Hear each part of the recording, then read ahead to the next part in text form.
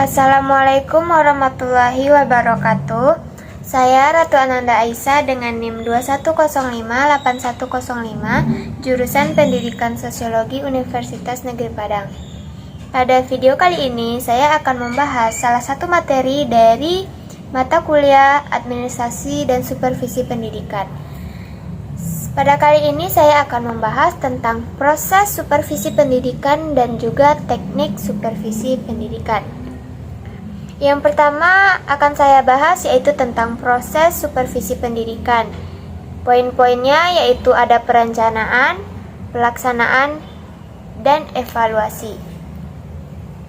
Baik, yang pertama yaitu proses supervisi pendidikan.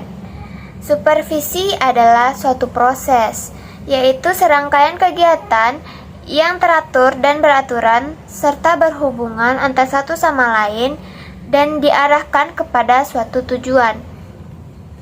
Nah, secara garis besar, kegiatan dalam proses supervisi bisa dibagi menjadi 4, yaitu ada perencanaan, ada pelaksanaan, evaluasi, dan tindak lanjut.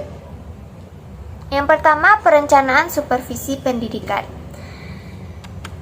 Perencanaan disusun oleh supervisor agar pelaksanaan supervisi bisa terarah. Dalam pelaksanaan, ada beberapa hal yang harus dicantumkan dalam supervisi perencanaan, yaitu tujuan, alasan mengapa kegiatan tersebut perlu dilaksanakan, dan juga bagaimana atau metode yang digunakan untuk mencapai tujuan tersebut. Lalu ada siapa, ada waktu pelaksanaan, dan juga hal-hal yang diperlukan dalam pelaksanaan secara memperoleh hal-hal tersebut. Nah, tahap perencanaan ini terdiri dari tahap penyusunan dan tahap persiapan. Tahap penyusunan ada penyusunan program tahunan, yaitu bersifat penugasan yang diberikan kepada pengawas sekolah yang bersangkutan sesuai dengan kewenangan oleh koordinator pengawas. Langkah-langkahnya yaitu ada yang pertama, mengidentifikasi hasil pengawasan sebelumnya dan kebijakan bidang pendidikan. Yang kedua, tahapnya yaitu mengolah dan menganalisis hasil pengawasan sebelumnya. Yang ketiga, merumuskan rancangan program tahunan. Yang keempat, ada mengkoordinasikan rancangan program. Dan yang kelima, ada menetapkan dan menyempurnakan rancangan program. Selanjutnya ada tahap persiapan.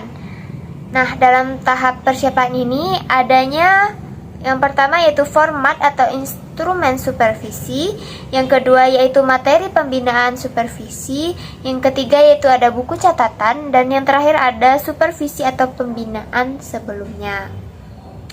Lalu tahap perencanaan yang kedua yaitu pelaksanaan.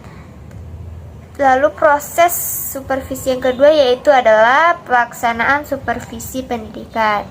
Yang pertama tahapnya ada pengumpulan data.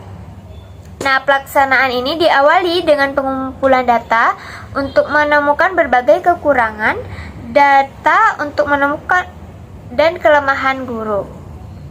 Data yang dikumpulkan merupakan mengenai keseluruhan situasi belajar mengajar.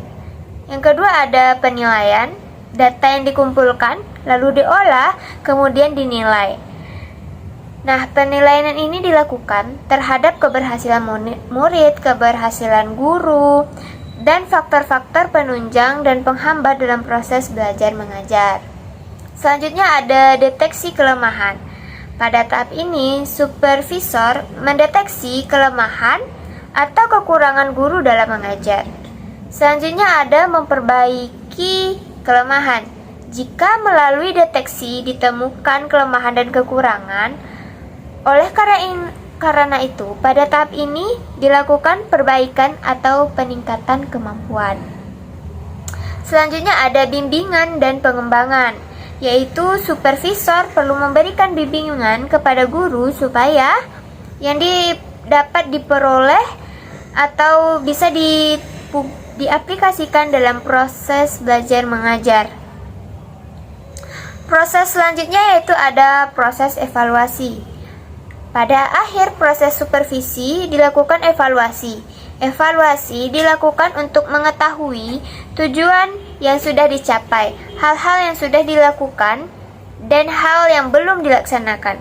Evaluasi supervisi dilakukan untuk semua aspek, meliputi evaluasi hasil, proses, dan pelaksanaan. Selanjutnya yaitu proses yang terakhir ada proses tindak lanjut.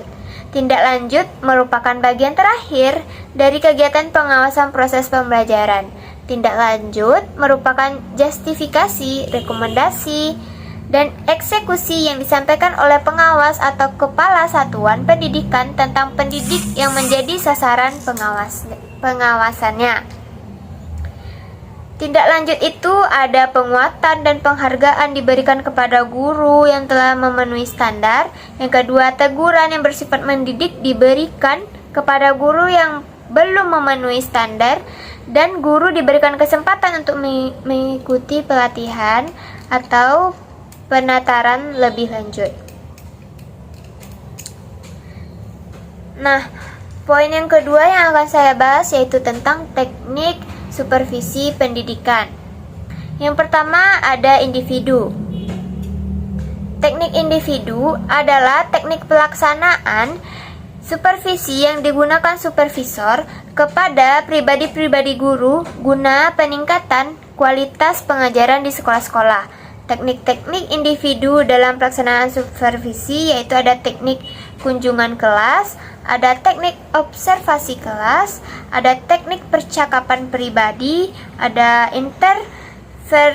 intervisivasi atau mengunjungi sekolah lain, dan ada penyeleksi berbagai sumber materi untuk mengajar. Selanjutnya yaitu terakhir ada menilai diri sendiri. Teknik yang kedua adalah teknik kelompok. Teknik supervisi yang bersifat kelompok ini adalah teknik yang dilaksanakan dalam pembinaan guru secara bersama-sama oleh supervisor dengan sejumlah guru dalam satu kelompok. Teknik supervisi yang bersifat kelompok ini yaitu ada pertemuan orientasi bagi guru baru, lalu ada rapat guru, lalu ada studi kelompok antar guru, dan ada metode diskusi.